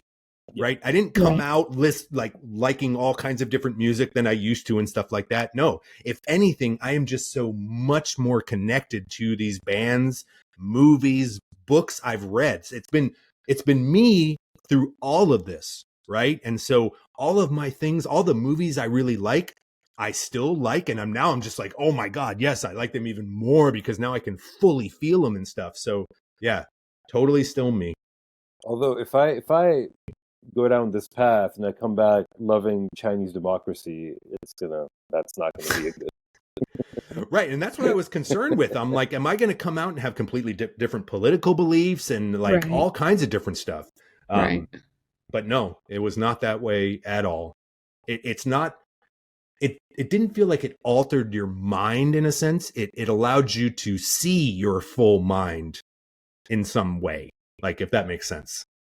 Well, I think we talk about for so many years, and I'll say that I've never known another David than this David. Like I met him right after he'd gotten out of the military. I didn't know a younger version of him. I didn't know, you know what I mean? So this is the only David I've known. There was a worry of like, one, is he going to be a completely different person? But two, the only David I've known has been numb for so long. And so like to not have that numbness has been really entertaining because he's feeling all the things, like a lot of like spontaneous kind of crying and laughing and just like he's just and feeling. Anger too, like all of it. Because for so long I was so numb from the depression and anxiety, but also from the meds that I was on before this were just they kind of numb you. So yeah, it can help to decrease the bad feelings and thoughts, but it also numbs kind of everything. So I'm just kind of feeling everything again. And there's a learning process there. Like this, going back to what we say, the medicine isn't magic, right? I've had times since I've been back where I've gotten angry about something and it was really hard to kind of like, because it's like, I'm feeling it fully, right? I'm not just angry at like, get the hell out of my way, kid, but like things that are like kind of justified to be angry about, let's say, whether it's something in the world or whatever. But like, I gotta like, realize again, the Ferrari, I'm like, there's a lot of power here. Gotta learn to drive again a little bit. Very cool. So treatment is not the same for everybody, as I would imagine. And so all of you who I think are doing Ibogaine probably get the flood dose, but some folks get additional doses or booster doses while they're there. You got 2 booster doses? I did 2 booster 2 doses. boosters. Yeah. So a little more roller coaster for you. What song do you associate with those additional doses and maybe visions or things that you experienced? Yeah. So just like it makes sense that Rush was a song in here, it also makes sense that Tool has a song in here. I was definitely listening to a lot of Tool the whole week I was there. Having this experience definitely connected me more to Tool and the lyrics and the message, because it is this kind of spiritual transformation in a lot of their songs and connection to the universe and these types of things. And so this particular song is Tool, Parabola. Let's Raza's nodding in approval. Let's listen.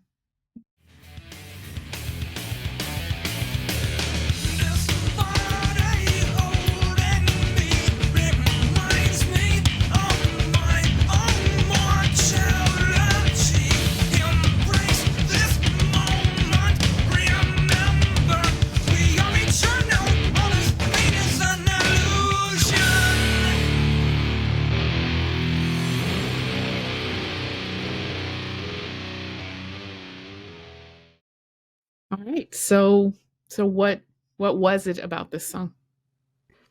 Yeah. So with the Tool songs, it was a number of songs that kind of were part of this post main dose and feeling all of these things and all of the garbage washed away and kind of riding the up and downs, because so much of Tool's music is about these kinds of connections and the spiritual connection and things bigger than ourselves and connecting with the universe and one with everyone.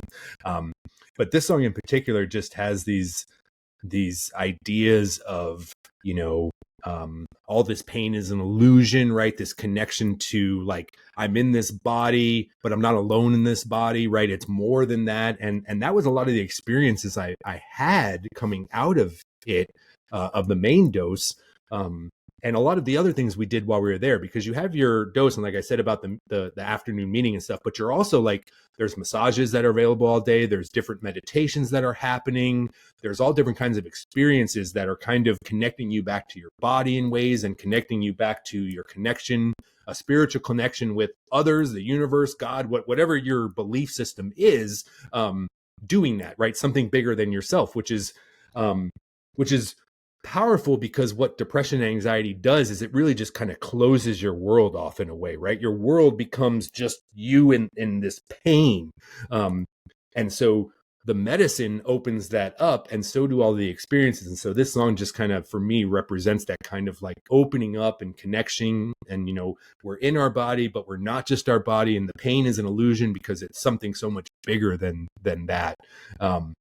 So yeah, that's the connection to the song. Specifically, though, going to my booster dose and experiences I had there. So the booster dose is about a third of the amount. So if I had 10 or 12 pills for the flood dose, this was like 3, I think it was for me, 3 or 4. And so it's not a 12-hour journey, it's a 2-hour journey. You don't have really too much of a distinction between kind of first phase and second phase. It's not like chaotic and then calm. It's much more smooth. And they do these booster doses. I thought when I was there that it was the people that were battling drug addictions that did the booster doses, because the research the research shows that doing these booster doses really helps to get that drug addiction kind of out of your system. But it's used for others too. And so me coming in with PTSD, trauma, and these types of things, I also got booster doses. And so I got 2 booster doses. And my first booster dose was just kind of like 2 hours of just kind of calm meditation almost. I didn't really have any visions at all. It was just a time where I was very relaxed and kind of in deep reflection and things. I took a lot of notes about stuff. But my second booster, and I sort of went in with this intention. Remember I said you can't bring up things in while you're on the Ibogaine, but you can kind of plant seeds beforehand. So you do that prep work. And for that second booster, I went in with the intentions of, what's my purpose in life and what the hell am I supposed to be doing for the rest of it? Kind of in like a professional sense of like, what do I do in the world? And so I had just like these beautiful, beautiful visions of two in particular. One, again, remember, it's always, you're not experiencing it, you're sort of watching it like a TV. And I had this vision of me on stage giving this like TED style talk, and the crowd just, all into it. And I was up there doing it and making all these points and stuff. And it was just like amazing. I mean, this was just like tears strolling down my eyes as I was having this experience, because again, these visions are not like prophecy. It's not telling the future. It's your subconscious coming out. And so giving talks, I mean, I'm a teacher by training and stuff, and it's what I love to do. And so giving talks is something that I had thought about wanting to do. But what the medicine sort of gives you is, because I saw myself doing it, I now have no fear of doing it, because in a sense, it's already happened in some way. I saw it happen and I saw it go beautifully. So now it's just, if that opportunity presents itself and I want to pursue that, there's no fear there. There's no anxiety about it. There's no any of that. And so that's like what the medicine kind of gives you in these ways. It's again, it's not telling the future in like a literal sense, but it's those things in you that you want to do, your dreams that you kind of push down, right? Your rational mind pushes down. You're like, no, I could never give a TED talk or something like that. And the medicine sort of gives you this gift of seeing it. And you're like, no, you totally can. Look, I'm showing you right now. So incredibly powerful. All the things that you sort of aspired to do or aspired to want to do have been sort of visualized. You've already visualized the things that you have wanted to do but have not yet been able to do. Exactly. Exactly. Yeah, that's I mean, that's powerful. Yeah. And what's cool is this is what the medicine does and takes it to a next level, because visualization is part of therapy in all kinds of ways, right? You like before you go do anything, they tell you, visualize yourself doing it and imagining it going well, and you see it. Yeah. But that's up here. And so you're fighting all of your doubts and all the other things people have ever told you in your life. The medicine gets you out of here. And so it's just here. So it's just that pure, like, vision of it in like without any of like the talk from up here and stuff. So yeah, really amazing. The other vision I had that really stuck out in it was I had a vision of a building in New York City, and it was the building of the publishing house that's going to publish the book I'm going to write. Right. And so again, not prophecy, not like, well, now I have to write a book, but writing a book. I mean, I was working on my PhD, right? And we're about to start my dissertation, which is, not necessarily a book, but it's a book length type of endeavor. And so seeing that again just took all the fear away from it, because it's like, yeah, if you want to make it happen, it can happen. You don't have to be scared of it. Don't let anyone tell you not. Don't naysay yourself. Don't talk yourself down about it. If you want to do it, you can do it. So yeah, just an amazing like gift that the medicine can give you. And so this was just, I had tears rolling down my eyes. And like when you're in the treatment room, this is something I mentioned before. In the treatment room, there are nurses monitoring you 24/7. They're right there with you, checking everything. The doctors are in another room. They are getting reports from the nurses of the EKG and stuff. And occasionally the doctors will come through and just check on check on the people doing doses and stuff like that. So again, just that level of safety and care is exceptional. But as people would come in, like I would have these visions. So I had the vision of the TED Talk kind of thing. And then like I said, I would pull the eye mask up and kind of take notes, and I'm just bawling because it was like just the most beautiful like vision, and nurses were coming by, or a doctor was coming by, and they like come in and they like check on you. And this is what was great about the entire medical staff is they'd only just check on you medically. They're checking on you like emotionally, spiritually, and all of it, right? Because they know this experience. And so one doctor came in and he like held my hand and he was like, how you doing? How you doing? I was like, I just saw this vision of my life and it's beautiful. And I'm just like bawling. And they're like, one nurse came in, and this was the most beautiful experience. I blew my mind. He came in and he saw me just like crying and stuff. He didn't say a word. He didn't ask me anything. He like held my hand and he just started saying things like, you can let the past go. It doesn't have to control you. I'm paraphrasing here. It doesn't have to control you. Just soak all this in. It's all you. It's, you know, all these beautiful things. And I was like, wow, that's going above and beyond as a nurse. And I thought that was it. Then like above your head, like there's a shelf there and they have like some essential oils and stuff. He gets some essential oils and he starts like, you know, rubbing here, and he's rubbing my temple and stuff as he's there. And he's kind of still saying stuff and really just, you know, putting me at ease. And I was like, clearly that's it. Nope. He continued rubbing. And then he starts singing this most beautiful song in Spanish about my abuelita. And that's the one word I picked up and stuff. And just this beautiful. And it was like, he didn't ask me what I was going through. He didn't ask anything. He just showed up with this like loving kindness for me in this moment. And so the medical staff there, yes, they've got the medical stuff down, but it's so much beyond just that. It's definitely like what they talk about, care of the whole person. Totally. Nice. It's like a profound experience you had. 100%. Yeah. And another saying they have that rotates on the TV screens throughout the house is, we believe the experience is the medicine. And I couldn't agree more. Yes, the medicine is key. It does a whole bunch of work, but it's everything around it that's happening before, during, and after that really makes the entire experience and the sort of healing possible.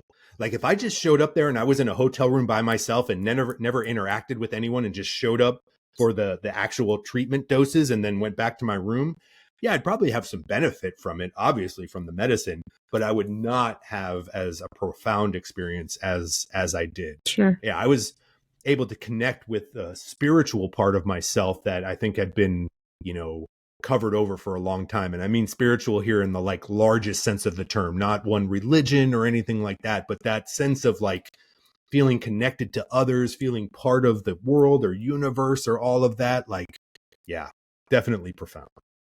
So as your time came to an end there, and this is our last song, and you're kind of processing all that you experienced, getting ready to come home to integrate back into your life. What was a song that was part of that just completion of the whole journey there? Yeah. So this was a song. This is not an artist that I had been following like Tool or Rush for most of my life. I came upon this artist by chance on my way down there. As I was just kind of clicking through different music. And, you know, when you're in Apple Music or Spotify or anything, you click a song and then it's like suggests others you might like. And so this song is by an artist called Flay. And it's got Tom Morello featured in the song. And the song is called TGIF. Let's take a listen. The world is run by lunatics, so who gives a fuck? Let's light it up, let's make a mess, let's coalesce, let's make a fuss. The world is filled with psychopaths, so I wanna jink, I wanna fight, I wanna rage against the fucking machine. They tell me I can't be myself, but myself's all I can be. I'm unique, and I do it 7 days of the week. I'm feeling free, but the world, they wanna keep me down. See, I'm a king, I won't let anybody take my crown. God, it's Friday, and I'm feeling alive. I'll do it my way, till the day that I die. Thank God it's Friday, and I'm getting some love. Middle fingers up till the Reaper shows up. Yeah.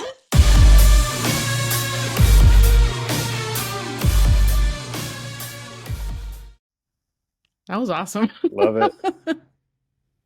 She's awesome. Like I'd never heard of her before. And oh my God, she's this badass, mixes like alternative with hip hop and rap and indie pop. Yeah, it's crazy. Yeah, that was badass. All right. Sorry, back to your Back question into here. the show. Yeah. I love how I learned new stuff here. But so what about this song encapsulates just kind of the whole thing? Yeah. So, I mean, I said it a few times already of just the feeling of having no fear now. And this song just kind of represents that, right? I feel like, you know, a lot of the depression and anxiety and stuff of is you have all of these ideas coming from the outside world into you of what you should be or what you shouldn't be. And you're always kind of fighting against that. You're trying to be yourself, but you feel constrained in ways. And now after that, after all the treatment and all the work, I just am like unapologetically me, and I have no fear about being myself. And so this song just is like that. I mean, middle fingers up till the Reaper shows up. Like that's it, right? Like fuck all of you all and what you want me to do. I'm going to be me until the day I die, right? And so it just, like I said, I heard it at the beginning of my journey before I actually had the treatment. And I just love the music because I was obviously listening to like Rage Against the Machine or something like that. So it suggested this because Tom Morello's in it. And I like the second it kicked in, I was like, this is some pretty awesome stuff here. And so, yeah, it feels like the perfect anthem for coming back into not the real world, but coming back from the treatment center to my actual life of this is kind of my anthem and maintaining of I'm going to be myself. And I'm going to tell the truth, and it's up to you whether you want to stick around or not. And that's all we can do. So yeah, middle fingers up till the Reaper shows up. I love it. It's cool. It almost sounds like throughout the experience. I don't know if it's the chemicals or the brain chemistry or the mix of both or whatever, all of it is, but yeah, probably all of it. Yeah. The experience, right? Yeah. And not just the treatment experience, but the experience of your life filtered through this experience and whatever changes and shifts may have happened. But it's really cool to see how you're picking out things like from the first song, from a scene or dream or a scene with your dad, to then now, not full circle, but this next chapter. But it's basically, it seems like the medicine, the experience, the treatment center, all of it's allowed your brain to process positive and like happy notes that are already there.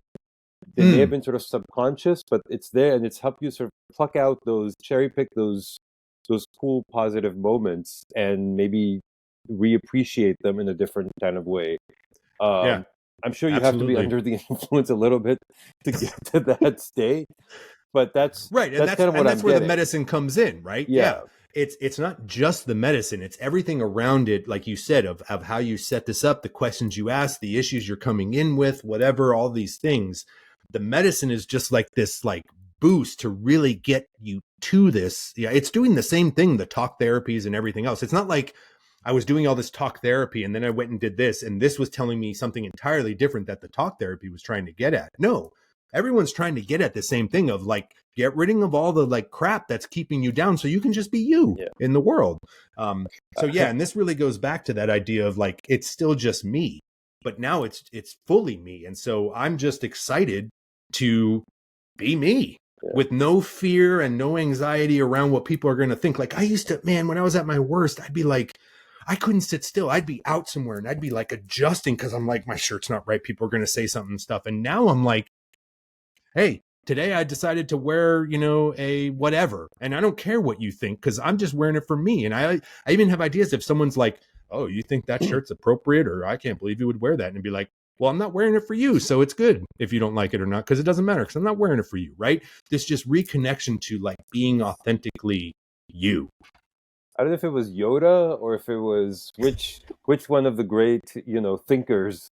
But Right, I know I've heard this somewhere, which is that like a child or a student goes and is like, I'm seeking all these answers, and I guess it's Yoda, or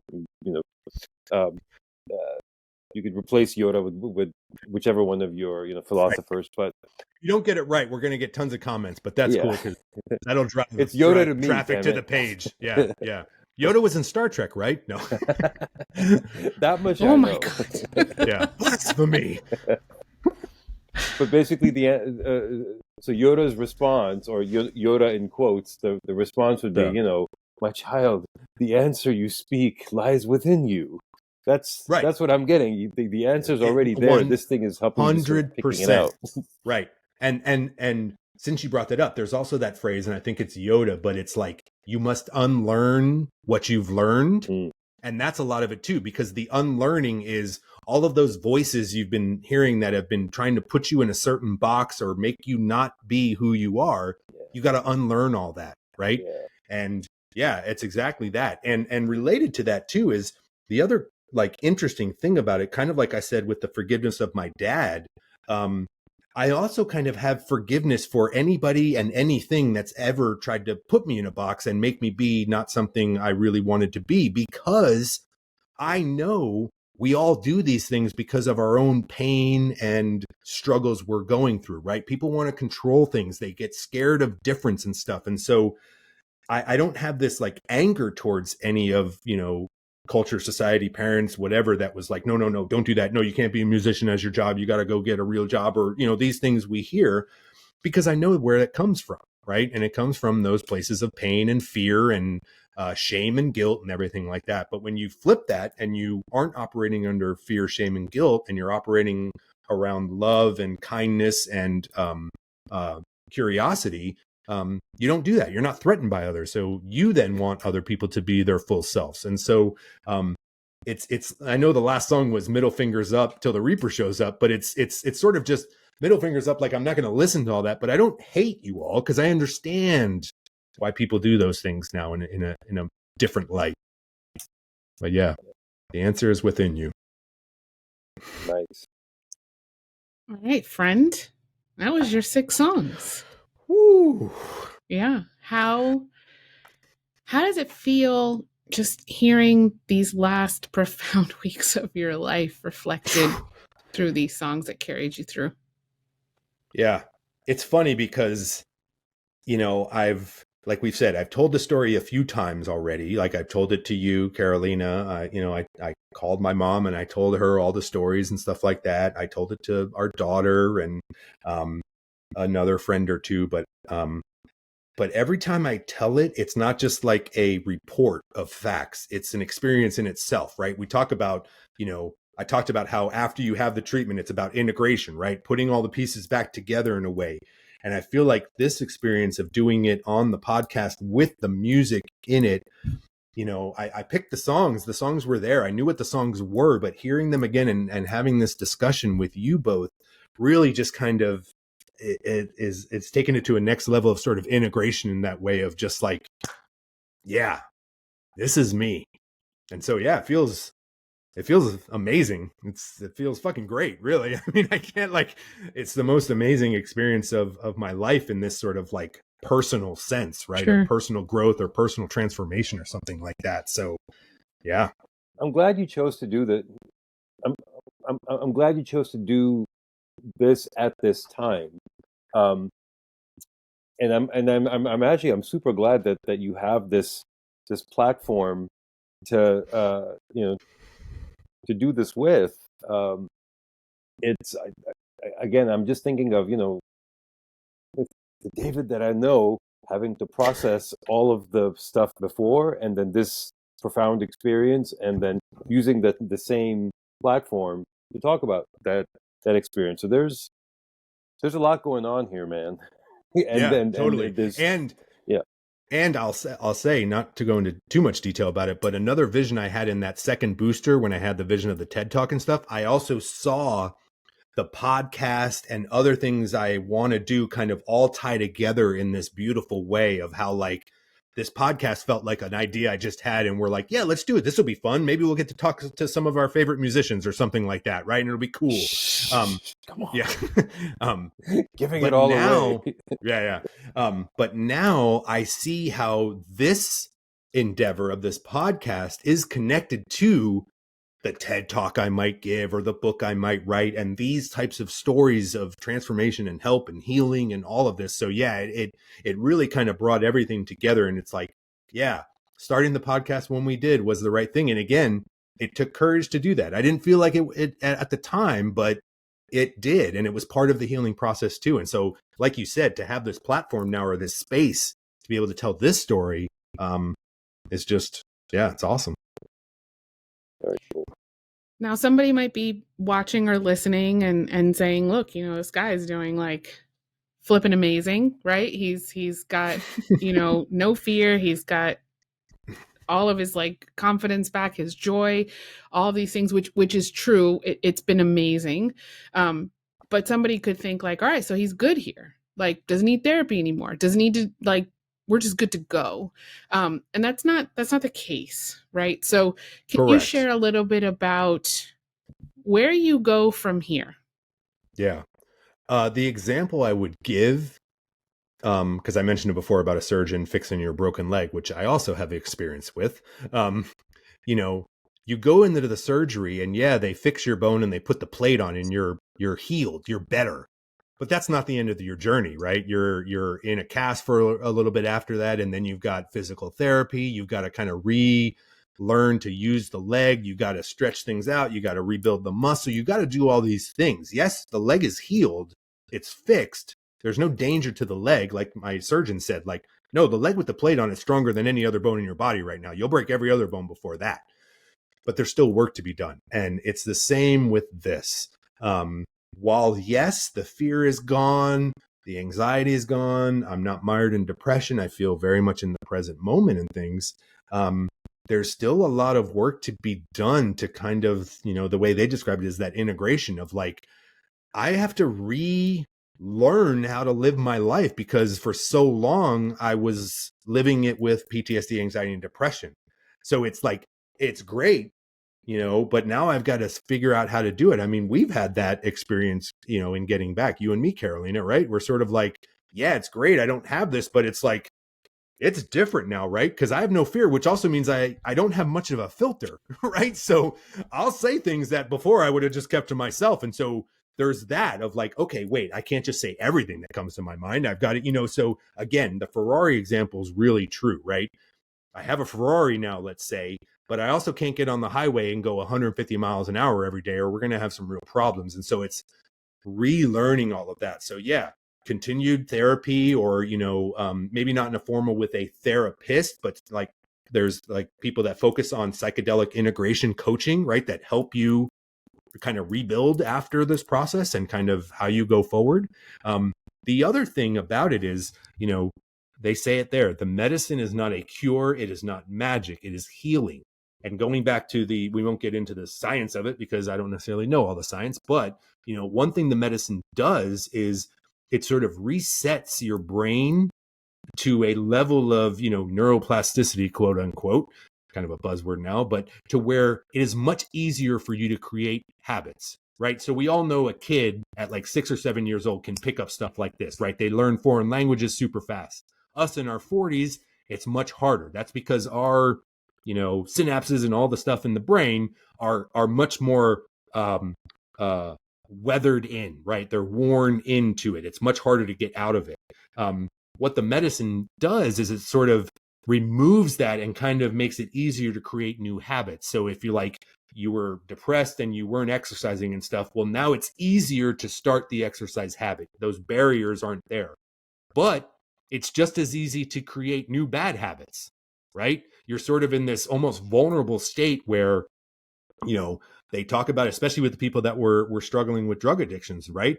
Like if you go back home and you go right back to your same group of people doing those same things that you left from, you're going to develop those habits again and you'll be back there, right? And so it's work now on the backside to continue to develop those habits you actually want. And some of those habits are the ones we learn there, right? The meditation and different things that can help you stay grounded and focused and not get overwhelmed by anger and these other things. And so, yes, it is still work. It is not a magic bullet, but I wouldn't trade it for anything in the world.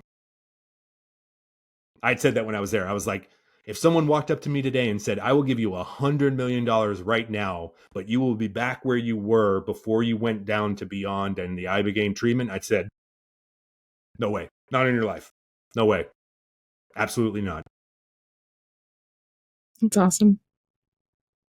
I know I'm your spouse and I'm super happy for you, but I'm super happy for you. Yeah. All right. So in the few minutes we have left here,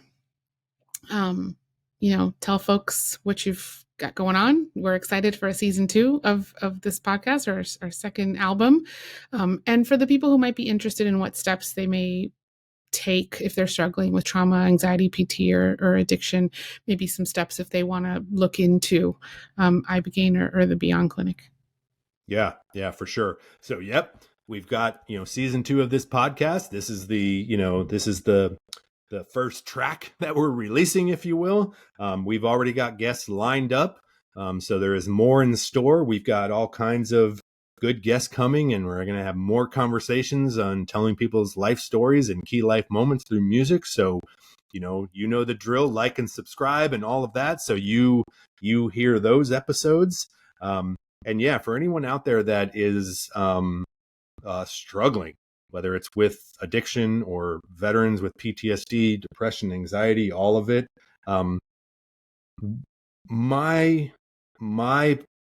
the thing I would want to say to you all is take the first step.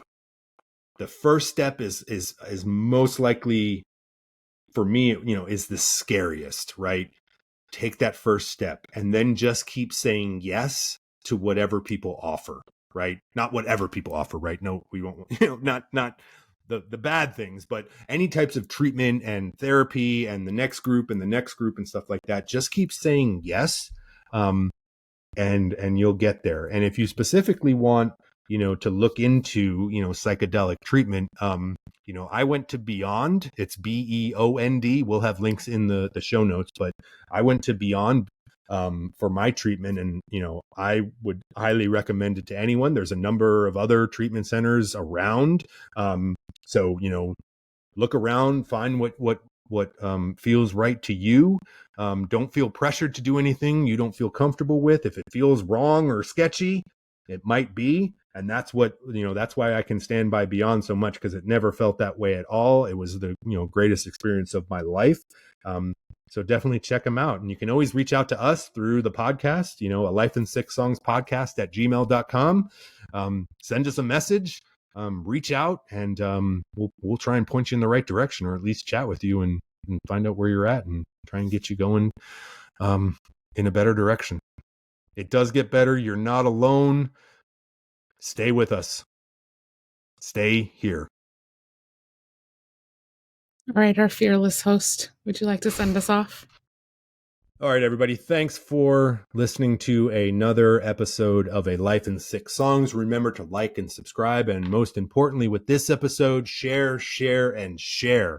Share it with people you know who are in need of something like Ibogaine or other psychedelic treatment.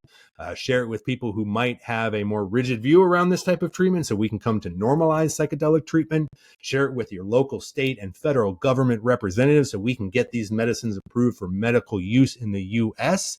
Again, thanks for listening, and we'll see you next time on A Life in 6 Songs.